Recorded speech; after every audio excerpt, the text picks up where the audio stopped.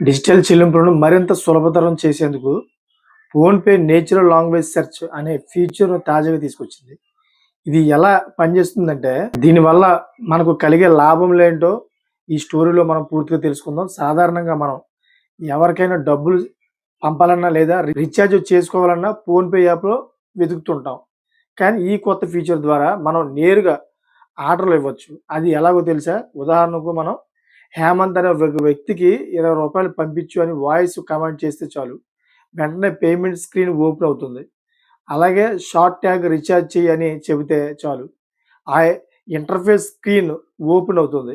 మొత్తానికి ఈ కొత్త ఫీచర్‌తో యాప్‌లో ఎక్కడో లోపల ఉండే ఆప్షన్‌లు వెతుక్కునే శ్రమ తప్పుతుందన్నమాట. సో, న్యూఢిల్లీలో జరిగిన ఏఐ ఇంపాక్ట్ సమ్మిట్ 2026 వేదికగా ఫోన్‌పే ఫీచర్‌ను లాంచ్ చేసింది. సో, మైక్రోసాఫ్ట్ ఫౌండరీ సహాయంతో దీనిని తయారు చేసినట్లు చెప్తా ఉన్నారు. ఈ క్రమంలో ముఖేష్ అంబానీ, గౌతమ్ అదానీ వంటి ప్రముఖులు కూడా పాల్గొని భవిష్యత్తులో ఏఐ రంగంలో భారీ పెట్టుబడులు పెట్టబోతున్నట్టు ప్రకటించారు. మనం ఇచ్చే వాయిస్ లేదా టెక్స్ట్ కమాండ్‌లను అర్థం చేసుకోవడానికి ఫోన్‌పే హైబ్రిడ్ మోడల్‌ను వాడుతుంది.